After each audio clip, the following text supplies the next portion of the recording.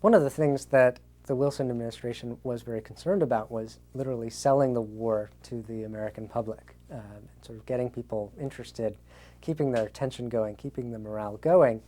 And at a time when the advertising industry was just beginning to develop, when mass culture was beginning to develop, Wilson turned to George Creel, who was probably one of the leading figures in the advertising industry, and put him in charge of the Committee on Public Information.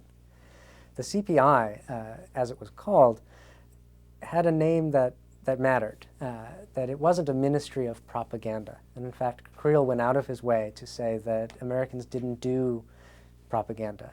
They were about information. The Committee of Information spread the truth, and that would be all that Americans needed to hear.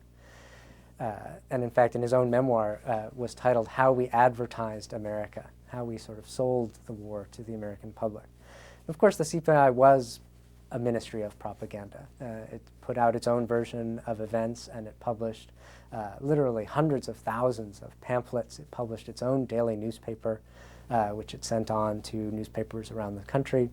It encouraged each individual newspaper to practice what it called self-censorship. So although the U.S. had no formal censorship proceedings in most cases outside the battlefield, nevertheless, newspaper editors lined up pretty much willingly under Creel's provisions.